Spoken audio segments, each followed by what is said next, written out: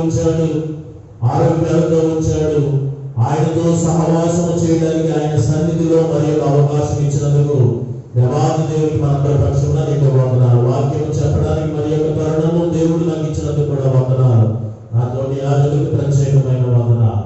మీరందరూ కూడా దేవుని యొక్క బిడ్డలు, దేవుని సహవాసంలో ఆత్మీయ జీవిత విధానంలో బలపడుతూ నిత్యరాజ్యమైనటువంటి నడిపింపు కలిగిన ముందుకు సాగుతున్నటువంటి దేవుని సహవాసం, అట్టి సహవాసంలో ఉన్న చిన్నలు, పెద్దలు, యవనులు, స్త్రీలు, పురుషులు, లోపల వెలుపల అందరికీ కూడా పేరు పేరున నీకు వందనాలు తెలియపరుస్తూ, అలాగే నేటిలోని 3వ పరిశుద్ధ ఆరాధన శుభాలు కూడా నీకు తెలియపరుస్తున్నా. చదువుపడినటువంటి లేఖన భాగాలు 3. సమూయేలు 2వ గ్రంథము, ఆ 2వ గ్రంథంలో 22వ అధ్యాయము 1 నుంచి 7 వచనాలు.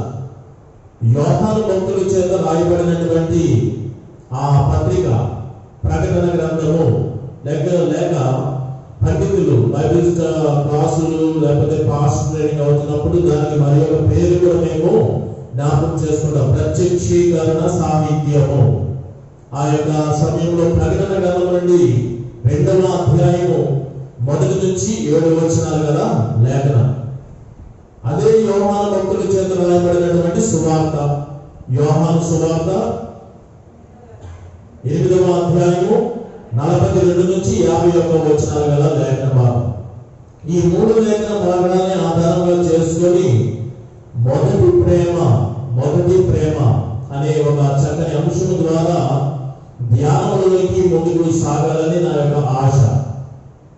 నేడు మనము జీవిస్తున్నటువంటి సమాజంలో కొన్ని సంఘటనలు, వార్తలు వింటున్నప్పుడు ఎక్కువ వార్తలు దేని కేంద్రముగా వార్తలు వినవలసి చూడవలసి వస్తుందంటే ప్రేమను కేంద్రముగా చేసుకుని వార్తలు మనం చూస్తున్నాం. ఎక్కువ శాతం ప్రేమ పేరుతో మోసగింపబడుట, వార్తలు వింటున్నాం కదా, ప్రేమ పేరుతో మోసగింపబడుట, ప్రేమ పేరుతో వివాహాలు, ప్రేమ పేరుతో గొడవలు, అల్లర్లు, ప్రేమ పేరుతో ఆత్మహత్యలు, ప్రేమ పేరుతో హత్యలు, ప్రేమించలేదని హత్యాయత్నము. అంటే ప్రేమ కేంద్రముగా వివాహాలు, గొడవలు, ఆత్మహత్యలు, హత్యలు ఇవన్నీ కూడా జరుగుతున్నాయి. అది మనము వార్తల్లో ఎక్కువ శాతం మనం వింటున్నాం, ప్రేమ కేంద్రముగా కలిగినటువంటి. అయితే ఇలాంటి ప్రేమను ఈ దినాన నేను ధ్యానంలోకి తీసుకురావాలని నా యొక్క దేవుని సహాయం కూడా నేను ముందుకు వచ్చా. ఈ ప్రేమికుల గురించి మాట్లాడదలుచుకోలేదు, ఆ సమయం నేను వ్యర్థం చేసుకోదలుచుకోలేదు. ఆ ప్రేమ అనే విషయాన్ని భార్యాభర్తల మధ్యకి తీసుకుని వస్తున్నాడు. ఎందుకంటే వివాహంలోనికి రాబడలేనటువంటి వారి మధ్య ప్రేమ గురించి మాట్లాడితే బాగోదు. కానీ వివాహమైనటువంటి ఒక గృహస్థ జీవనంలో అడుగుపెట్టినటువంటి ఒక భర్త, ఒక భార్య మధ్యన ఈ ప్రేమల గురించి నేను మాట్లాడి నేను ధ్యానంలోకి పట్టుని అయిపోతా. ఈ భార్యాభర్తలు వివాహ బంధంలో ఒక సంవత్సరం అయిన తర్వాత, ఒక సంవత్సరం లేదా కొద్ది కాలం అయిన తర్వాత వారి మధ్య ఏదో ఒక దినమందు, ఏదో ఒక సందర్భంలో ఎవరో ఒకరు ఈ ప్రస్తావన తీసుకువస్తారు. నీవు మొదట్లో ఉండలేదు, నీవు మారిపోయావు, ఇది వరకులా నీవు ఉండలేదు, మాట్లాడలేదు, నీలో ప్రేమ తగ్గింది. అవునా కదా? ప్రతి ఒక్కరి కుటుంబంలో భర్త భార్యతోనైనా, భార్య భర్తతోనైనా ఏదో ఒక సందర్భంలో, ఏదో ఒక దినమందు ఈ సంభాషణ తప్పనిసరి. నీవు మొదటిలాగా ఉండలేదు, నీవు మారిపోయావు, ఆ ప్రేమ నీలో కనబడట్లేదు. అప్పుడు ఎవరైతే ఈ ప్రశ్నను ఎదుర్కొంటున్నారో వారు అడుగుతారు, ఏ మార్పు వచ్చింది అంటే వెంటనే కారణాలు ఆన్సర్ల కింద ప్రిపేర్ అవుతుంది. ఆన్సర్ షీట్ దానికి వెంటనే లింకప్ చేస్తారు. వెంటనే ఒక స్టాప్లర్ పట్టుకొని పిన్ చేసినట్టుగా టైం అయిపోయింది ఎగ్జామ్ అనగానే ఎలా పిన్ చేస్తారు చూడండి, వెంటనే ఆ కారణాలు వెంటనే జోడిస్తారు అన్నమాట ఆన్సర్ షీట్. వెంటనే ఏమైతుందంటే, ఇదిగో మొదటిలో అయితే నీలో నేను మొదటి ప్రేమ ఎలా ఉంది, పువ్వులు తెచ్చేవాడు. మొదటి ముందు ఎలా ఉండేవాడు అంటే వారానికో నెలకో ఒక చీరలో లేకపోతే ఏదో ఒక వస్తువులు కొనేవాడు. మొదట్లో స్వీట్స్ కొనేవాడు. మొదట్లో ఒక నెలకు ఒక పర్యాయము నన్ను బయటికి తీసుకొని సంతానం గడిపేవాడు. ఇప్పుడు చీర లేదు, పువ్వులు లేదు, స్వీట్లు లేదు, బయటికి లేదు, వంటగది పరిమితం అయిపోయింది. ప్రేమ మారిపోయింది నీలో. ఆ మొదటి ప్రేమ, మొదలు సహాయం చేసేవాడు గిన్నెలు సర్ది వంట వండే టైం, ఇప్పుడు అది లేదు, మార్పు వచ్చేసింది. ఓహో ఇవా కారణాలు. కొంతమంది జ్ఞానవంతులైతే ఆ కారణాలని సర్దుకొని సవరణ చేసుకొని కుటుంబ జీవన యాత్రలో ముందుకు నెట్టుకొని వెళ్ళిపోతా ఉంటారు. అయితే ఇదే భర్త భార్య మీద వేసినటువంటి నువ్వు మొదట్లో ఉండలేదమ్మా, నీ ప్రేమలో మార్పు వచ్చింది, వెంటనే ఏ విషయాన్ని బట్టి ఎలా మాట్లాడుతున్నావు? వెంటనే ఇది వరకు టీ విషయంలో కానీ టిఫిన్ విషయంలో కానీ నేను వచ్చినప్పుడు కానీ వెళ్ళినప్పుడు కానీ నేను అవసరప్పుడు కానీ లేకపోతే ఈ యొక్క వాష్రూమ్ సందర్భంలో టవల్ కానీ వాటర్ కానీ ఇవన్నీ కూడా, మరి ఇప్పుడు నేను వచ్చిన టీవీ సీరియల్ చూసుకొని అక్కడ వాటర్ ఉన్నది, ఈ టేబుల్ వాటర్ ఉన్నది అని చెప్తున్నావు కానీ నువ్వు చేసిన సమయం నీలో కూడా ప్రేమ తగ్గిపోయింది. ఒకవేళ జ్ఞానవంతురాలైతే ఈ విషయాన్ని రెక్టిఫై చేసుకొని సరి చేసుకొని కుటుంబ దృఢత్వంలో విధానంలో ముందుకు సాగుతారు. ఇది కొద్దిమంది అయితే ప్రేమ తగ్గింది కారణంగా అలక మొదలవుతుందండి. అలకతో కొన్ని కుటుంబాలు ఆగుతాయి. కొన్ని కుటుంబాలు అయితే అలకను క్రాస్ చేసుకుని కోపాలు దాకా పోతూ ఉంటారు. కోపాలు కాస్త గొడవలు అయిపోతూ ఉంటాయి. గొడవలు కాస్త ఈ ప్రేమ మొదటి ప్రేమ మిస్ అయిన సందర్భంలో ఏమైందంటే విడిపోయే స్థితి దాకా వచ్చారు. మొదటిగా ఉండాలేదండి ఆ అమ్మాయి మొదటిగా ఉండాలి. అప్పుడు చూసినంత కాదు, ఇప్పుడు నేను కలిసి ఉన్నాను, మీరు ఎంతవరకు వచ్చేస్తారు. ఇది ఎందుకు నేను మీ మధ్యకు తీసుకొని వస్తున్నాను అంటే మన దేవుడైనటువంటి వాడు తన ప్రజలతో పాత నిబంధన అవనండి, నూతన నిబంధన అవనండి, తన యొక్క సంబంధాన్ని ఒక్కొక్క సందర్భంలో ఒక్కొక్కలాగా వెల్లడిపరిచాడు. ఒక్కొక్కసారి ఆయన ఏమన్నాడంటే తన ప్రజలతో ఎదుట నేను కాపరిని అన్నాడు. అంటే తన ప్రజలైనటువంటి వారు ఏమన్నాడు? గొర్రెలని అర్థం. ఆ సంబంధాన్ని కూడా తెలియపరిచాడు. కొన్ని సందర్భాల్లో నేను నిజమైన ద్రాక్షవల్లిని అన్నాడు. తన ప్రజలు తీగలని అర్థం. కొన్ని సందర్భాల్లో అంటున్నాడు నేను వారిని ప్రధానం చేసుకుని నేను భర్తను వరుడను అన్నాడు. ఆయన మరి విశ్వాసాలు వధువు భార్య అన్నమాట. ఉదాహరణకి చదవండి తీర్చిగారు హోషేయ గ్రంథము 2వ అధ్యాయము 19-20 వచనాలు. ఆ ప్రవక్త చక్కని మాటలు అంటున్నాడు. ఆ హోషేయ గ్రంథంలో చక్కని మాట 2వ అధ్యాయము 19వ వచనం 1, 20వ వచనం 1 చాలా స్పష్టంగా నెమ్మదిగా గంభీరంగా చదవండి. చూడమా, నీవు నిత్యము నాకు ఉండినట్లుగా నేను నీతిని బట్టి తీర్పు తీర్చగలను, దయా దాక్షిణ్యము వలను. ఎవరి గురించి మాట్లాడుతున్నాడు? ఇక్కడ ఏ కార్యక్రమం కనబడుతుంది? నేను నిన్ను ప్రధానము చేసుకుంటున్నా. దేవుడైన యెహోవా ఇశ్రాయేలు ఉద్దేశించి మాట్లాడుతున్నటువంటి మాట ఏంటంటే మీరెవరో కాదు, నా యొక్క వధువు, నేను నిన్ను ప్రధానము చేసుకున్నాను. 20 కంటిన్యూ.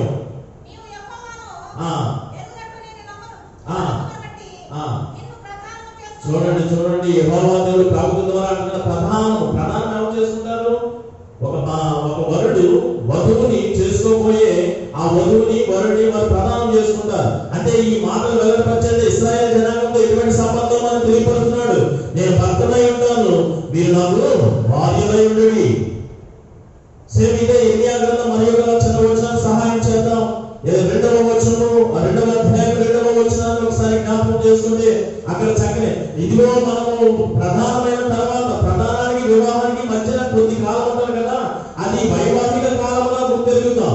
ఆ వైవాహిక కాలంలో ఇదిగో అరణ్యములో అడవులలో నీవు నా పట్ల చూపించినటువంటి ఆ వైవాహిక ప్రేమను నేను స్మరణ చేసుకుంటున్నానని అంటున్నాడు. ఇక్కడ చదవమ్మా 2:2 ఇర్మియా.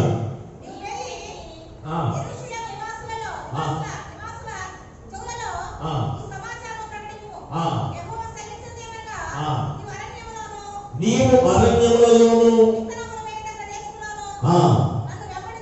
నన్ను వెంబడించుచు నీ యవ్వన కాలములో నీవు చూపిన అనురాగము వైవాహిక ప్రేమను నేను వైవాహిక ప్రేమ యవన కాలంలో ప్రదానం చేయబడినప్పుడు నీవు నా పట్ల చూపిన అనురాగము ఆప్యాయత వైవాహిక ప్రేమ అనే జ్ఞాపకం చేసుకుంటున్నాను అంటున్నాడు. అంటే నేను భర్తను నువ్వు భార్య అని ఎవరితో చెప్తున్నాడు? ఇదిగో వారితో ఈ సమాచారం చెప్పు. ఎవరితోని?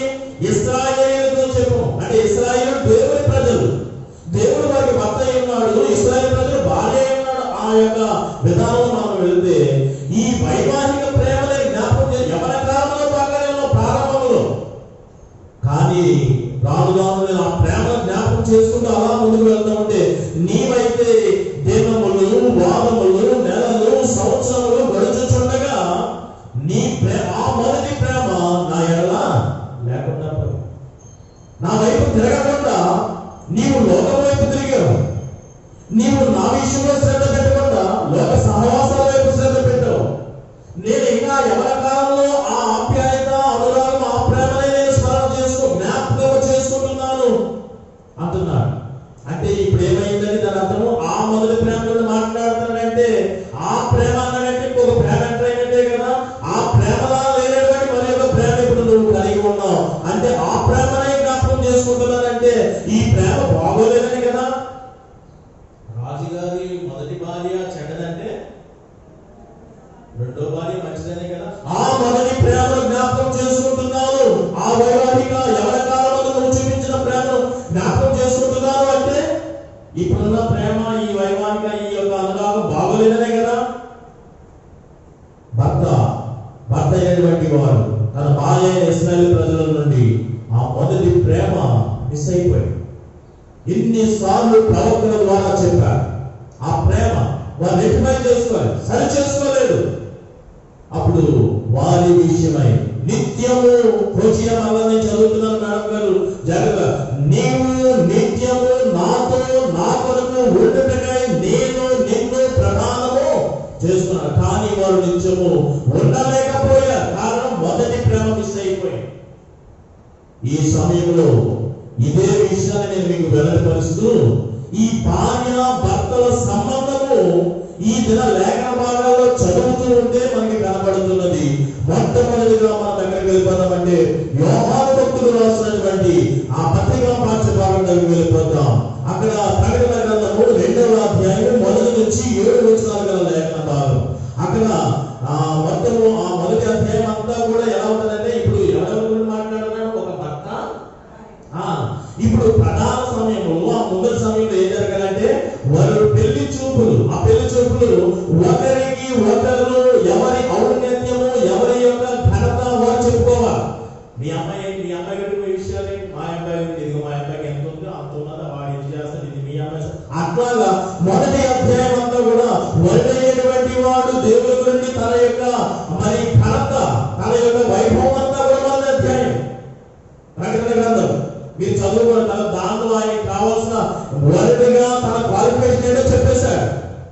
అయితే వధువుగా నామోదించబడినటువంటి సంఘం గురించి ఆయన చూసి ఒక వరుడిగా మీలో మెచ్చుకోదగ్గవి ఉన్నవి, నేను వేలు పెట్టి చూపించవలసి కూడా ఉన్నవి, అవి చలి చేసుకుంటే గొర్రె పిల్ల వివాహం అంటే మళ్ళా వివాహం గురించి వెళ్తున్నాం. కాబట్టి దేవుడైన యెహోవా ఆదామునకు గాఢనిద్ర కలుగు చేసి అతని ప్రకటనలలో ఒక దాన్ని తీసి ఏం చేశాడు? స్త్రీకి అప్పుడెక్కడ స్త్రీకి ఇంకేం లేదు, గాఢనిద్ర కలుగు చేసి అతని ప్రకటనలలో ఒక ఎముకను తీసి స్త్రీనిగా నిర్మించి ఆ స్త్రీ ఆదామునకు దగ్గరికి తీసుకుని వస్తే అప్పుడు ఏమన్నాడు ఆదాము?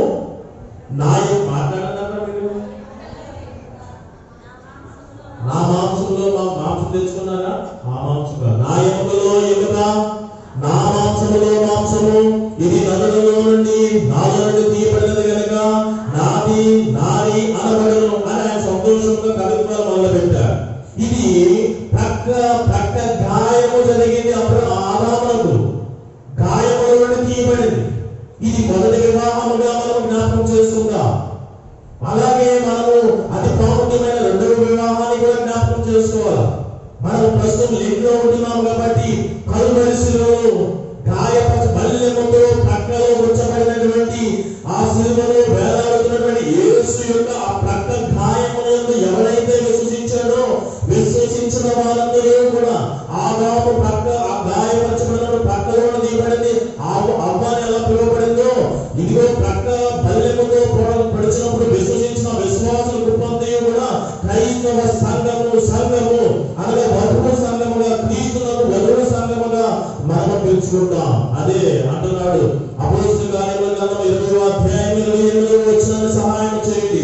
ఇదిగో ఆదాము ఎలాగైతే కలుగుతో పాడాడో ఇదిగో ఇది నరులోని తీయబడినది కనుక ఇది నాది అని ఎలాగన్నాడో యేసుక్రీస్తు ప్రభువారు కూడా అలాగే అంటున్నాడు. అపోస్తలుల కార్యముల గ్రంథము 20వ అధ్యాయం 28వ వచనం, దేవుడు తన స్వరక్తమిచ్చి చాలా సంపాదించిన ఇది నా సంఘము అంటున్నాడు. అయితే ఈ సంఘము గురించి వివాహ మహోత్సవం అంటున్నది. వివాహ మహోత్సవం, గొర్రెపిల్ల వివాహ మహోత్సవం ప్రకటన గ్రంథం 19వ అధ్యాయంలో మీరు ఎదుర్కొన్న చదువుకోండి. అయితే ఈలోగా ఆ గొర్రె పిల్ల వివాహం, యేసుక్రీస్తు వివాహం ఆడబోయే సంఘాల గురించి మాట్లాడుతున్నాడు. వరుడుగా నా క్వాలిఫికేషన్స్ ఇవి. ఎటుదారా సంఘమా, వరుడుగా మీ సంఘము ఇదిగో మెచ్చుకోదగ్గ విషయాలు మెచ్చుకుంటున్నాను. ఏ సంఘం ఎందుకండి? ఎఫెసు సంఘం. ఎఫెసు గురించి కొన్ని మాటలు చెప్పాలి కదా. ఎఫెసు ఆసియా ఖండములో శ్రేష్టమైన అతిపెద్ద సిటీ అది ఎఫెసు. అది చాలా గొప్ప పట్టణము. అది ఒకవేళ గ్రీకు సామ్రాజ్యంలో క్యాపిటల్ సిటీగా పెట్టడానికి కూడా చాలా ఆలోచన చేసి ఎందుకో పెర్గము అనేది క్యాపిటల్ సిటీ, ఆసియా ఖండానికి పెర్గము అనేది క్యాపిటల్ సిటీగా పెట్టారు. అయితే అప్పుడు క్యాపిటల్ సిటీకి రాజధానిగా ఎఫెసు అంత ఘనత వైభవం ఉండేది, సంపన్నమైనటువంటిది. ప్రపంచ 7 వింతలలో 4వ వింత డయానా అంటే దాని మన అర్తెమీ దేవత అక్కడే ఉన్నది. మిశ్రమ జాతుల జనాభా అక్కడ మిశ్రమ అపవిత్రతకు కేంద్రమైనటువంటిది. ఆసియాలో అతిపెద్ద వానరేవు కలిగినటువంటి యోహాను జీవిస్తున్న కాలంలోనే అటువంటి ఎఫెసు పట్టణము ఎంత అపవిత్రత, ఎంత సంపన్న, ఎంత మిశ్రమ, ఎంత విగ్రహారాధన, ఎంత అగ్ని దేవత, ఎంత ఇదంతలో ఒక సంఘం అక్కడ స్థాపించిన విశేషం కదా. విశేషం అది ఎఫెసులో ఉంటున్న దేవుని సంఘం. దీనికి కారకులు 5 ఉంటున్నారు. మొట్టమొదటిగా ఎఫెసులో సువార్తను ప్రకటించి అపోల్లో ప్రిస్కిల్లా వారు మనకు సువార్త ప్రకటించారు అక్కడ. రెండవది 3 సంవత్సరాలు ఆ మిషనరీ ప్రయాణంలో భాగంగా 3 సంవత్సరాలు పౌలు భక్తులు అక్కడ ఉండి సంఘాన్ని స్థాపించాడు. నాలుగవది తిమోతి, అపోస్తలుడైన పౌలు యొక్క శిష్యుడుగా పిలువబడిన తిమోతి దానిని స్థిరపరిచి బలపరిచాడు సంఘాన్ని పౌలు భక్తుల తర్వాత. నాలుగవది ఒనేసిము అనేవాడు, మీకు తెలుసా? ఎవరికి తెలుసు? ఫిలోమోన పత్రికలో వాడు మునుపు నిష్ప్రయోజకుడే కానీ క్రీస్తు నమ్మిన తర్వాత వాడు ప్రయోజనం పొంది వాడు అంతనుడు అయిపోయాడు. ఆ ప్రయోజనంలో వాడు ఆ చర్చికి బిషప్ అయిపోయాడు. ఒనేసిము అనబడుతున్న వాడు ఎఫెసు సంఘానికి బిషప్ అయ్యాడు. ఆ బిషప్ అయిపోయిన తర్వాత అది కొంచెం గాలి తప్పుతున్న క్రమంలో యేసు శిష్యులలో ఇదిగో ఈ పత్రిక రాసినటువంటి యోహాను తన యొక్క బాధ్యత దాని మీద పెట్టి సంఘం బాధ్యత భుజముల మీద వేసుకొని నాయకత్వం వహించాడు. వెంటనే సంఘం ఎఫెసు సంఘము 5 మెయిన్ పిల్లర్స్. మొదటిది అపోల్లో ప్రిస్కిల్లా, రెండవది పౌలుగా, మూడవది తిమోతి, నాలుగవది బిషప్ అయినటువంటి ఒనేసిము, ఐదవది ఈ యోహాను నాయకత్వం వహించి బలపరిచాడు. అయితే అటువంటి సంఘం అలా స్థాపించబడి బలపడినటువంటి గొప్ప సంఘం. ఈ ఎందుకు ప్రకటనలో 2 సంఘాలు ఉన్నాయి, 7 సంఘాలు. పేరు చెప్పగలరా? కొంచెం నాకు గుర్తులేదు. అందుకే ఎఫెసు అనే నాడు ఎఫెసు అన్నారు కదా. మీరు ఎఫెసు అంటే మిగిలింది నేను గురించుకోలేండి. ఒక లైన్ రాదు మనకి. ఎఫెసు నా సంఘకి చదవాలమ్మా, బైబిల్ చదువుకోండి. ఎఫెసు, స్మరణ, పెర్గము, థియతైరా, సార్దీసు, లవోదికియా, ఫిలదెల్ఫియా తర్వాత లవోదికియా. అయితే ఇది 7 సంఘాలు. మొట్టమొదటి సంఘము ఈ 7 సంఘాలలో దేవుని యొక్క ఉద్దేశంలో ఎంత గొప్ప సంఘం అంటే ఈ సాదృశ్యం మొదటిగా ప్రస్తావించాడండి. దీని కారణం ఇంకా చెప్పాలంటే 7 సంఘాల్లో 6 సంఘాలు ఎక్కడా మెన్షన్ చేయలేదు, కానీ ఇదిగో ఈ ఎఫెసు సంఘం అపోస్తలుల కార్యంలో చెప్పడం జరిగింది. అంతటి వైభవం, అంత గొప్ప ఘనత కలిగినటువంటి సంఘం. దానికి ఇదిగో యోహాను భక్తుడు ఉత్తరం రాస్తున్నాడు. ఎక్కడ రాస్తున్నాడు? పద్మాసు ద్వీపంలో. పద్మాసు ద్వీపం అంటే తెలిసిన దాని కదా. ఇదిగో ఈ క్రైస్తవులు మొదటి శతాబ్దంలో వారి జీవన శైలిని జ్ఞాపకం చేసుకుంటే ఒక కఠినమైన శ్రమను అనుభవించేవారు. ఆ కఠినమైన శ్రమ ఎవరిగా పెట్టిందంటే రోమన్ చక్రవర్తులు. ఒకరే పెట్టారంటే లేదు, ఇంచుమించుగా కంటిన్యూ అవుతున్న అందరు చక్రవర్తులు కూడా పెట్టారు. నీరో చక్రవర్తి ఆయన క్రైస్తవులు ఎలాగా కఠినమైన శ్రమలు పెట్టేవాడంటే తారు డబ్బాలో వచ్చి ఒక ప్రవృత్తి రాత్రి సమయంలో వెలిగించి ఎలా పొందుతామో రాత్రి సమయంలో క్రైస్తవులు పడుతున్న వారిని ఆ తారు డబ్బాలో నుంచి వెలుగు వరకు అలాగా వెలిగించేవారు. వారు కేకలు వేసుకుంటూ కాలు చనిపోయేవారు. నీరో చక్రవర్తి ఎలా ప్రవర్తించాడంటే ప్రెసిటర్ అనే రెండవ రోమన్ చక్రవర్తి. ఆయన తర్వాత ఆయనైతే క్రైస్తవులను సింహాలకు విడిచిపెట్టేవాడు, ఆకలి సింహాలకు విడిచిపెట్టేవాడు. తర్వాత ఉత్తర చక్రవర్తి డొమియేటర్ అనబడుతున్నటువంటి 3వ వాడు. అతగాడు ఏం చేశాడంటే ఇదిగో ఇప్పుడు ఇలాగా సింహాన్ని వేయడం కాదు, నిప్పండించడం కాదు, కానీ ఒక వాడ కట్టుకొని ద్వీపాలు తెలుసు కదా, దీవులు లేదా ద్వీపాల పేర్లు కదా, ఇంకా అక్కడికి తీసుకెళ్లి విడిచిపెట్టేసేవాడు. అలా విడిచిపెట్టబడిన వాడిలో యోహాను అనేవాడు ఒకడు. మొదటి శతాబ్దంలో క్రైస్తవులు ఆయా శ్రమలు సంభవిస్తున్నప్పుడు నీరో చక్రవర్తి ఏమో ఒక విధముగా, ప్రెసిడెంట్ అనబడుతున్నవాడు మరొకడు, డొమియేటర్ అనబడుతున్నటువంటి మరి యొక్క చక్రవర్తి ఈ రీతిగా ద్వీపాలలో విడిచిపెడుతున్నప్పుడు ఆ క్రమంలోనే యోహాను భక్తుడు ఎక్కడ విడిచిపెట్టాడంటే పద్మాసు ద్వీపంలో దీవిలో విడిచిపెట్టబడ్డాడు. ఆ పద్మాసు ద్వీపం టర్కీకి 73 కిలోమీటర్లు ఉన్నది. అది నెలపొడుపు తెలుసు కదా, చంద్రాకారం నెలపొడుపు చంద్రం సేమ్ అదే ఆకృతి అదే రూపంలో ఉంటది ఆ దీవి. అంటే అక్కడ విడిచిపెట్టడానికి కారణం ఏంటంటే విషపురుగులు, ఆహారం ఉండదు, అక్కడ అలా ఉండి చనిపోవడమే. ఆ యొక్క చక్రవర్తి అలాంటి కఠినమైన శ్రమ క్రైస్తవులకు పెట్టేవాడు. యోహాను అలాగా పద్మాసు దేవుడు విడిచిపెట్టబడితే 18 నెలలు అక్కడ ఉన్నాడు. ఆ 18 నెలలలో దేవుడు 4 సార్లు ప్రత్యక్షమయ్యాడు.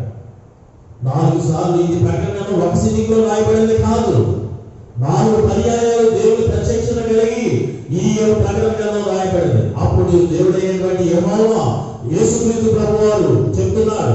ఆ చెప్తున్నటువంటి సందర్భంలో ఇదిగో ఈ దిన ఇవ్వబడినటువంటి లేఖన భాగం అక్కడ చూడండి. 2వ అధ్యాయం మొదటి మొదటి అధ్యాయం చివరి వర్ష చదవండి. వచనం 7 నక్షత్రములు. చూడండి, ఇది వాక్యం చదువుతున్నప్పుడు చాలా మంది జ్ఞాపకం చేసుకోవాలి. చూడండి, ఈ యొక్క చర్చను ఏర్పాటు చేస్తున్నటువంటి అధికారులు ఒకసారి మేల్కొల్పు పొందారు. ఎందుకంటే ఒక చర్చ్ ఆఫ్ సౌత్ ఇండియా, ఒక ఆంధ్ర ఎవరికల్ సంఘము, లేకపోతే ఒక ఏబిఎం బాప్టిస్ట్ మిషన్స్, లేదా సిబిఎం, లేకపోతే మరి ఏదైనా సరే ఈ క్యాథలిక్ మరి ఆర్థోడాక్స్ ఇవన్నీ కూడా ఏదైనా సరే సంఘాలను ఏర్పాటు చేస్తున్న అజమాయిషీ చలాయిస్తున్న అధికారులు ఒకసారి జ్ఞాపకం చేసుకోవాలి. వారు అంటున్నారు, చూడండి, మన 2వ అధ్యాయం మొదలు పెట్టి అంటున్నాడు 7 నక్షత్రములు ఎక్కడ ఉన్నాయి? ఇప్పుడు తన కుడి చేతిలో ఉన్నాయి. అంటే అధికారం అంతా వాడి చేతుల్లో పెట్టుకున్నాడు అంటారు కదా. ఒక్కొక్కసారి ఏమున్నదని మేము చేయడానికి అధికారం అంతా వాడి చేతుల్లో పెట్టుకున్నాడు. అంతా కూడా అజమాయిషి మా అక్క చేతిలోనే ఉన్నాయి తాళాలు అంటారు కదా. అంటే మీ దాకా వస్తే ఇది ఇంటి ఆలోచన మాత్రం అన్ని చేతులు ఆవిడ చేతిలోనే ఉంటాయి. అంటే ఆవిడ చేతిలో పెట్టుకుంది అన్నమాట అధికారం అంతా కూడా. ఇప్పుడు నక్షత్రములన్నీ 7 నక్షత్రములు కూడా ఎవరి చేతిలో ఉన్నాయి? 7 నక్షత్రాలు కూడా ఆ యొక్క క్రీస్తు చేతిలో ఉన్నాయి. అంటే అధికారం అంతా కూడా, అంటే ఇక్కడ అధికారులుగా అపాయింట్ చేయబడిన వారు ఎవరు? అధికారం చలాయించిన కాదు, నీ ఒక సాధనం అంతే. ఆ విషయం మేలుకోవాలా. ఆ విషయంలో అడ్మినిస్ట్రేషన్ చేసేవారు, ఆ చేతిలో ఉన్నవారు, నేను ఒక సాధనం అంతే, నేను వాడబడడానికే, పని చేయడానికే. అది అలా ఆలోచించాలి. కానీ నా అధికారము అని ఎవరు కూడా దీని మీద అధికారం నా స్వరక్తం నుంచి నేను సంపాదించిన సంఘం ఇది. ఆయన అంటున్నాడు, ఇది నీ మీద పవర్ నాకుండాలి. కానీ ఎవరు మధ్యలో వచ్చి ఇది నాదంటే అలా ఉంటే వారికి శ్రమ, అలా ఉంటే వారికి శ్రమ. ఇది జాగ్రత్తగా అర్థం చేయడం అధికారులైనటువంటి వారు. ఈ 7 నక్షత్రాలు ఎవరంటే అధికారులైనటువంటి వారు, సంఘాల మీద అధికారం. అదే 10 చెప్పబడింది. 7 దీపస్తంభములు అంటే 7 దీపస్తంభములు దేని పోలి ఉన్నవి? 7 సంఘాలని పోలి ఉన్నవి. అంటే దీపము అనేది దేనికమ్మా? దీపం దేనికి? వెలుగు. అంటే సంఘాల మధ్యలో వెలుగు నింపడానికి, సంఘాలలో జీవం నింపడానికి దీపస్తంభముల మధ్య తిరుగుతున్నాడు కాదు. అధికారాన్ని పట్టుకొని, సంఘాల అధికారం చేత పట్టుకొని సంఘాలలో వెలుగును జీవము నింపడానికి ఆ దీపస్తంభాల మధ్యలో తిరుగుతున్నాడు. అక్కడ అదే ఉన్నదా? చదువు టీచర్ గారు 2వ అధ్యాయం 2వ మొదలు వచ్చు. ఆ 7 నక్షత్రాలు కుడి చేతిలో పట్టుకున్నాడు. ఏం చేస్తున్నాడంటే ఈయన 7 పట్టుకొని పవర్ అంతా చేతిలో పెట్టుకుని ఏం చేస్తున్నాడు? 7 దీపస్తంభాల సంఘాల మధ్యన తిరుగుతున్నాడు, సంచరిస్తున్నాడు. అంటే ఎందుకు? వెలుగు ఆయన ద్వారానే, జీవము ఆయన ద్వారానే. అది లోకంలోకి వచ్చుచు ప్రతి మనుషుని వెలిగిస్తున్నది. ఇది అలాంటి అధికారాన్ని మనుషులు తీసుకోవడానికి ప్రయత్నం చేస్తారు. సాధారణ గుర్తు చేసుకోవడమే, పనివారణ గుర్తు చేసుకోవడమే. ఆ విషయంలో ముందు మర్చిపోయి ఏదో అజమాయిషి అధికారం కూడా వెళ్ళిపోకూడదు. అయితే ఈ యోహాను భక్తుడు అంటున్నాడు, ఆ పై అధ్యాయం చదువుకోండి, ఎండింగ్ లో ఉంటారు ఈ 7 నక్షత్రాలు అధికారులని, 7 దీపస్తంభాలు సంఘాలు సాదృశ్యమని. అయితే ఆయన చెబుతున్నప్పుడు యోహాను భక్తుడు రాస్తున్నాడు. ఏమని రాస్తున్నాడు అంటే సార్దీసు సంఘానికి రాస్తున్నాడు. సార్దీసు సంఘం గురించి ఒక చక్కని మంచి మాటలు, నీ క్రియలు నేను ఎదుగుతాను. నేను చెప్పనా? మీరు చెప్తారా? వచ్చే వాళ్ళని మీకు ఇస్తా. నీ క్రియలు నేను ఎదుగుతాను, నీ కష్టములు నేను ఎదుగుతాను, నీ ప్రయాసం నీ సహనం నేను ఎదుగుతాను. 3 అయిపోయినాయి కదా. 4వది కూడా చెప్తున్నాడు, నీవు దుష్టులను సహింపవు. 4వది. 5వది, నీవు అపోస్తులను ఎవరైనా నా పేరు వస్తే పరీక్షించి అపోస్తులను ఖండిస్తున్నావు. 5వది. 6వది, దేవుని బాధలను సహిస్తున్నావు, అదే టైంలో అలసిపోవడం లేదు. ఇది 6వది. 7వది, ఆరవ వచనంలో ఉంటుంది, నికోలాయితులను నువ్వు ద్వేషిస్తున్నావు, నేను కూడా ద్వేషిస్తున్నాను. ఎందుకు? నికోలాయితులు అంటే ఏంటో తెలుసా? నికోలాయితులు అంటే ఏంటో తెలుసా? మనం మళ్ళీ సరే తీయండి. అపోస్తలుల కార్యముల గ్రంథము 6వ అధ్యాయము 5వ వచనం అనుకుంటా, సహాయం చేయండి. అపోస్తలుల కార్యముల గ్రంథము 6వ అధ్యాయం 5వ వచనం. ఈ మాట ఇష్టమైన ఆలోచనకు పోమా. వారిని పేర్లు ఉన్నాయా? పేర్లు దాకా వచ్చేసావా? పేరు చదవమా. Stephen,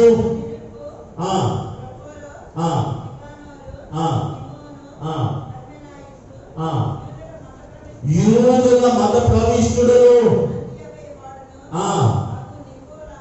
Nicholas. చూడండి, అక్కడ నికోలాసు అనే పేరు కదా. ఇది అపోస్తులు 12 మంది మరియు 7 మందిని అభిషేకించారు. ఆ 7 మందిలో ఒకడు ఈ నికోలాసు వారసులే నికోలాయితులు. అయితే ఇతగాడు చేసేది ఏంటంటే, సంఘములో కార్యక్రమం జరుగుతుండగా ఇతగాడు బుద్ధి ఏంటంటే, సంఘ కార్యక్రమం సజావుగా సక్రమంగా జరగకుండా ఆటంకము చేయడమే ఇతగాడు పని. నికోలాసు పని ఏంటంటే, సంఘ కార్యక్రమాలు జరుగుతుంది. అబ్బాయి ఇప్పుడు ఇది ఎందుకండి, ఎంత ఖర్చు అనవసరం. మన సంఘంలో కొంతమంది ఉంటారు, మన సంఘమే కాదా, సంఘాలు ఎక్కడ పోయినా ఇది ఒక బ్యాచ్ ఉంటుంది. ఆ బ్యాచ్ పేరు ఏంటంటే నికోలాయితుల బ్యాచ్. అది ఏ కార్యక్రమం కాబట్టి ఇప్పుడు ఎందుకు ఎంత ఖర్చు, ఎందుకు ఇది వేస్ట్, ఇది ఎందుకు అని చెప్పి ఇలాంటి మాటలు మాట్లాడారు. అది నికోలాయితుల బ్యాచ్. సంఘంలో అటువంటి వారిని దేవుడు ద్వేషిస్తున్నాడు. ఈ ఎఫెసు సంఘం కూడా అలాగే చేస్తుంది. ఇదిగో నువ్వు నికోలాయితుల క్రియలను నువ్వు ద్వేషించి ఉన్నావు, నేను కూడా ద్వేషించి 7 విషయాలు మెచ్చుకున్నాడండి. 7 విషయాలు మెచ్చుకున్నాడు. మళ్ళా రిపీట్ చేయడానికి సమయం లేదు, గుర్తున్నాయి కదా. 7 విషయాలు మెచ్చుకున్నాడు. అయినను నీ మీద నేరము ఒకటి, నిన్న ఒకటి మోపాలా. ఎందుకంటే నేను కాదమ్మా, పాస్టర్ గారిని అన్నారు కానీ గబక్కని మాట్లాడేవాడు వరుడు అన్న కాన్సెప్ట్ మర్చిపోవద్దు. ఇప్పుడు నేను వరుడిని, నా క్వాలిఫికేషన్, నా యొక్క అంతవరకు నేను ఉంచాను మొదటి అధ్యాయంలో. ఇప్పుడు నేను వివాహం ఆడాలా. ఇప్పుడు ప్రధానమంత్రి అయ్యింది, ఇదిగో నా స్వయంగా సంపాదించుకున్నా. అయితే గొర్రెపిల్ల వివాహ మహోత్సవం ఉన్నది 12వ అధ్యాయంలో. ఆ వివాహంలో నేను వివాహం ఆడాలి అంటే ఇవన్నీ బాగున్నాయి. వివాహం వల్ల ఒకటి ఆటంకం, నీ మీద ఒకటి ఎంత మోపాలి, నేరం మోపుతున్నాను. ఒకే ఒకటి ఏంటంటే అని ఈ సంఘం వరకు ఏంటి, నీలో మొదటి ప్రేమ, నీవు నా ఎడల కనపరిచే మొదటి ప్రేమ మిస్ అయిపోయింది. తొలి ప్రేమ లేదు. ఒకవేళ దేవుడైనటువంటి వాడు మన సంఘాన్ని కూడా ఈ క్షణమే చూస్తే ఈ నింద మన సంఘము కూడా భరించాలేమో. ఎందుకంటే మొదట్లో పరిచయం మాటలు మీకు అర్థమవడం చెప్పాను కదా. ఒక భర్త, ఒక భార్య భర్తతో మాట్లాడుతున్నాం, నీ మొదటి మారిపోయాం ఇది వరకు అంటే కారణాలు ఉన్నాయి కదా. అంటే ఏం చెప్పింది ఆవిడ, ఇదిగో పువ్వులు, ఇదిగో బయట అవుటింగ్ లేదు, ఇదిగో చీర లేదు, ఇది లేదు, నాకు సహాయం చేయలేదు, ఇలాంటి కారణాలు ఉన్నాయి కదా. సేమ్ అదే మన సంఘంలో కూడా ఒకవేళ దేవుడు మొదటి ప్రేమ అంటే ఏంటనుకుంటున్నారు, ఫస్ట్ సైడ్ ప్రేమ పుట్టిన అదేనా, మొత్తం చూపులో పుట్టిన ప్రేమ అంటారా? మొదటి ప్రేమ అంటే ఏంటి? మీ మాటలు మొదటి ప్రేమ అంటే ఏంటి నేను చెప్తాను చూడండి. సీనాయి పర్వతం మీద మోషేని పిలిచాడు. 40 దినాలు వారు ఉన్నారు యెహోవా దేవునితో. వారిని ఆజ్ఞలు ఇచ్చాడు. ఎన్ని ఆజ్ఞలు? ఆ వచ్చిన వాళ్ళు నాకు తెలియదు, 10 ఆజ్ఞలు మీకు వచ్చిన కండకు పెట్టండి. 10 ఆజ్ఞలు రావాలి. 10 ఆజ్ఞలు వాటిని దేవుడే యేసుక్రీస్తు ప్రభు వారి కుమారుడిగా వచ్చి వాటిని కొంచెం మార్చి క్లుప్తంగా 2 చేశాడు. ఆ 2 చెప్తారా? మొదటిది, నీ దేవుడైన యెహోవాను, సరే కాంప్రమైజ్ అయిపోయింది, పూర్ణ హృదయముతో, పూర్ణాత్మతో, పూర్ణ బలంతో ప్రేమించాలి. రెండవ ఆజ్ఞ, నిన్ను వలె నీ పొరుగువారిని ప్రేమించాలి. ఇప్పుడు మొదటి ఆజ్ఞ ఏమిటి? నీ పూర్ణ హృదయముతో, నీ పూర్ణ బలముతో, నీ పూర్ణ ఆత్మతో నీ దేవుడైన యెహోవాను ప్రేమించాలి. ఆ మొదటి ప్రేమ నీలో మిస్ అయిపోయింది. అంటే దేవుని యొక్క ప్రేమ అనేది తగ్గిపోయింది నీలో. మన సంఘంలో కూడా తగ్గిపోయినట్టుగా. ఎందుకంటే చూడండి, మన సంఘంలో దేవుని యొక్క ప్రేమ లేదు, తగ్గిపోయింది. మొదటిగా బాగుండేదేమో, ఇప్పుడైతే ఆ మొదటి ప్రేమ మన సంఘంలో కూడా లేదు. అందులో మనం కూడా పోయా. ఎందుకంటే ఆరాధన సమయం మొదటి సర్వీస్ ఎన్ని గంటలకు వస్తారు మీరు? ఎప్పటికి వారు చెప్పుకోండి, మీ స్థలాల్లో ఉండి ఎన్ని గంటలకు వచ్చారు మీరు? మీ టైం మీరు చెప్పేసుకోండి, పర్లేదు. అంత నలుగురితో నేను ఒక వయసు వెళ్ళాను కదా, నేను పలానా టైంకి వచ్చాను చెప్పుకోండి. అది అంటే ఇక్కడ ప్రేమ ఉంటే ఇదే నువ్వు ప్రేమించిన వ్యక్తి దగ్గరికి ఇంకా ఎంతమందికి వెళ్తాం? దేవుడి దగ్గరికి 7:30 ఆరాధన అంటే నువ్వు వచ్చిన సమయాన్ని చూస్తే ప్రేమలో అది ఏమని పిలవాలి? దాన్ని ప్రేమ లేదనే కదా పిలవాలా? మొదటి ప్రేమ మిస్ అయిననే కదా పిలవాలా? దేవుడిని ప్రేమించండి. సమయమే కాదు, ఇక్కడ వచ్చిన తర్వాత కూడా ఆరాధన జరుగుతూ ఉంటే ఆరాధనలో అందరూ కూడా ఏకీభవిస్తూ ఉంటే కొంతమంది కూర్చుంటారు. ఆరోగ్య విషయంలో కూర్చుంటే పర్వాలేదు, నేనేమి అంటలేదు వారిని. కావాలని కూర్చుంటున్నప్పుడు దాన్ని ఏమన్నా ప్రేమ లేదని అన్నారు కదా, ఒప్పుకుంటున్నారు లేదా? అందరూ పాడుతూ ఉంటే మీరు మాత్రమే పాడరు, దాన్ని ఏమనుకోవాలా? దేని మీద ప్రేమ లేదని అనుకో అవసరం లేదా? ప్రేమ లేకనే పాడలేదు. రాదు అనే ఒక మాట, ప్రేమ ఉంటే ఏదో ఒకటి కలుపుతావు కదా. ప్రేమించేవాడు ఏదైనా చేస్తూ ఉంటాడు. మరి కలపచ్చు కదా, రెండోసారి అయినా కలపట్లేదు, ప్రేమ లేదు నీవు ఇక్కడ బైబిల్ తీసుకుని రావు అంటే శ్రద్ధే లేదు, ప్రేమ లేదు.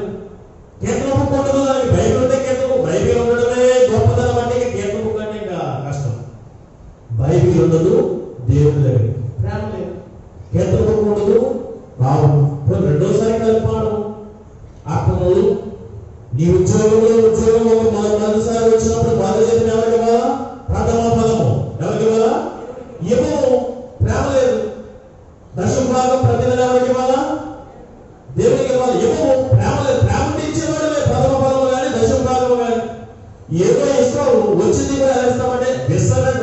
ప్రేమిస్తాడా? నువ్వు ప్రేమించిన వ్యక్తికి ఎలా ఇస్తావా? ఎంత మాత్రం వ్యక్తులు ఎలా ఇస్తావా? ఎంత చక్కగా చేతిలో పెడతాం. దేవుడికి వచ్చినప్పుడు నేను చూస్తూ అబ్జర్వ్ చేస్తూ ఉంటాను. కృతజ్ఞతాత్మలు మరి ఎక్కడికి వచ్చినప్పుడు ఆ మామూలు సాధారణ పానీలు వేసేటప్పుడు మీరు ఎలా ఇస్తున్నారో తెలియదు, కానీ కృతజ్ఞతాత్మలు వచ్చినప్పుడు మీరు సేకరించడం గమనిస్తారు. ఇలా ఇస్తూ ఉంటారు, ఒక్కొక్కరు ఇలా ఇస్తూ ఉంటారు. దేవుడు ఎవరు అనుకుంటున్నారు? తమాషాగా ఉన్నారు. దేవుడు అంటే పరిశుద్ధుడు, పరిశుద్ధుడు, సకల కొడుకుల చేత పరిశుద్ధుడు పరిశుద్ధుడు పరిశుద్ధులను కొనియాడబడుతున్నటువంటి వాడు. ఏది రాయేసేది నువ్వు? నీకు ఇచ్చిందా ఆయన? ప్రేమ లేని నీ వైఖరి, నీలో మొదటి ప్రేమ లేదు, ఆ వైవాహిక ప్రేమ లేదు. సమయం విషయంలో, ఆరాధించిన విషయంలో, బైబిల్ గ్రంథం తెచ్చడంలో, కీర్తనలకు తెచ్చడంలో, పాడే విషయంలో, వాక్యం చదువుతుంటే ఇప్పుడు వాక్యం అయితే సరిపోలకే వారు ఎంతమంది కూర్చొని ప్రేమ ఉంటే అది చెయ్యరుగా. దీవెన తీసుకోకుండా వెళ్ళిపోతారు. వరుడు దీవిస్తూ ఉంటే వరుడి యొక్క దీవెన అవసరం లేదనుకొని అవమానపరచగలుగుతూ ఉంటారు. ప్రేమ లేదు, ప్రేమ లేని సాధీసు నీ క్రియలు నేను ఎరుగుదును, నీ సహనం నేను ఎరుగుదు, నీ యొక్క కష్టం నేను ఎరుగుదు. నీవు ఆ దుష్టులను సహించవు, అపోస్తులను పరీక్షించి వారిని ఖండిస్తావు. అలాగే దేవుని మీద భావనతో పనిచేస్తూ అలసిపోవు. అలాగే నికోలాయితు క్రియలు నువ్వు విసర్జిస్తూ ఉంటావు. నేను కూడా అట్లాగే చేస్తూ ఉంటాను. అయితే నీ మీద ఒక నింద, ఒక నేరం మోపుతున్నాను. ఏంటంటే ఆ నేరము నీవు మొదటి ప్రేమ నీలో లేదు. ఒకవేళ సంగమా మీలో కూడా మొదటి ప్రేమ ఇదిగో ఈ కారణం చేత ఒక భర్త అమ్మాయి నీలో మొదటి ప్రేమ లేదు అంటే మీరు మారిపోయారండి అని చిన్న చిన్న కారణాలు చెప్తున్నారు. దేవుడు కూడా అదే చెప్తున్నాడు. ఇదేనా మొదటి ప్రేమ? అది దేవునితో ప్రేమ. ఇదిగో మీరు ప్రేమించే విధానంలో చాలా మార్పులు వచ్చాయి. మీరు ఇకనైనా ఎప్పటికైనా మాట్లాడితే చదివాడు మీరు జ్ఞాపకం చేసుకొని ఏ స్థితిలో నుండి మీరు పరిధిలో జ్ఞాపకం చేసుకొని మారు మనసు చెందితే సరే. దీపస్తంభంలా ఉంటారు. దీపస్తంభం అంటే ఇలా చెప్పారు కదా, ఏంటో రెండు మాటలు. దీపం ఎందుకు? వెలుగు, జీవం. ఇకనైనా మీరు మార్పు చెందితే జీవిస్తారు ఆత్మీయంగా, ఆత్మీయంగా వెలుగు కలిగి ఉంటారు. మార్పు చెందకపోతే మీ మధ్యలో ఏం చేస్తాను? ఆ దీప స్తంభములు, వెలుగును, జీవమును మీ సంఘములో, మీ కుటుంబంలో మీరుండి తీసివేస్తాను. నరకానికి పాత్రలు అయిపోతాం. ఒకవేళ మార్పు చెందినచ్చు ఎలాగా? లూకాసు సువార్త 15 వచ్చినప్పుడు వాడు బుద్ధి వచ్చినప్పుడు తిరిగి వాడి జ్ఞాపకం, తన తండ్రి ఏంటి అంత మంచిగా ఉన్నాడు, జ్ఞాపకం తెచ్చుకున్నాడు. వాడు ఎక్కడ నుండి ఎక్కడ పడ్డాడు తప్పిపోయిన కుమారుడు జ్ఞాపకం తెచ్చుకొని బుద్ధి తెచ్చుకొని తిరిగి తన తండ్రి దగ్గరికి వెళ్ళిపోయినట్టుగా ఈ దినాన మీరు మొదటి ప్రేమ కానుకల విషయంలో, ప్రథమ భాగముల విషయంలో, దశమ భాగముల విషయంలో, ఆరాధించడంలో, బైబిల్ విషయంలో, సమయంలో, దీవెన విషయంలో, సమస్తంలో మీకు మార్పు రాకపోతే మీ గృహం నుండి, మీ జీవితం నుండి వెలుగును, జీవమును తీసివేస్తా. ఒకవేళ జ్ఞాపకం తెచ్చుకొని మారు మనసు చెందినచో దేవుని పరదేశులో ఉంటున్న జీవ వృక్ష ఫలమును చదువుకొని వచ్చారు కదమ్మా. చదువుకొని వస్తేనే అర్థమైంది. చదువు ఇక్కడ చదివించే పని టైం చేద్దాం. జీవ వృక్ష ఫలము నేను అలా ఉండాలి. ఈ సంగతి మారిపోవాలి, మార్పు చెందండి. అంతగా ప్రేమించాడు దావీదు. సమూయేలు గ్రంథంలో మనకు ఇవ్వబడినటువంటి 22వ అధ్యాయం 1 నుంచి 7 వచనాల్లో ఏమన్నాడంటే ఆ పదాన్ని చూస్తే అబ్బా ఎక్కడ ప్రేమించాడా. చూడండి, ఎవరైనా ప్రేమిస్తే మనం నా పూచి నా ఏదో అంటాం కదా, అట్లా మాట్లాడేస్తున్నాడు దావీదు. ఏమంటాడంటే ఇదిగో సౌలు చేతి నుండి, శత్రువుల చేతి నుండి యెహోవా దావీదును తప్పించినప్పుడు గీతం పాడాడంట. ఆ గీతం చూస్తే యెహోవా నా కోట అంటాడు, నా శైలం అంటాడు, నా దుర్గం అంటాడు, నా ఉన్నత దుర్గం అంటాడు, నా ఆశ్రయదుర్గం అంటాడు, నా శృంగం అంటాడు, నా రక్షణ శృంగం అంటాడు. 8, 9 విషయాలు పొగలు. ఏమిటా పొగల? ప్రేమించాడు దేవుడిని, ప్రేమించాడండి. ప్రేమించాడు కాబట్టి ఇదిగో దావీదు నా చెప్తాను సార్, నా హృదయాలు సార్, నన్ను ప్రేమించాడు కాబట్టి అతని జీవము పోకుండా దీపస్తంభంలో సింహాసనం తొలగిపోకుండా సౌకర్యం దావీదు సింహాసనం వెలుగు జీవముతో స్థిరపరిచాడు. ఏమంటారు? అవునా కదా? ఒకవేళ ఈ మాటలు ఇలా ఏకీభవిస్తున్నట్లయితే, మీరు మార్పు చెందినట్లయితే మీరు ధన్యులు. సువార్త పాఠం కూడా సమయాన్ని బట్టి నేను అలాగా యోహాను సువార్త 8వ అధ్యాయము 41-52 అంతే కదండి. ఇవ్వబడిన లేఖన భాగం 41-52 వచ్చిన అక్కడ జరిగింది ఏంటంటే యేసు ప్రభువు వారు ఒక నింద సేమ్ మోపుతున్నారు.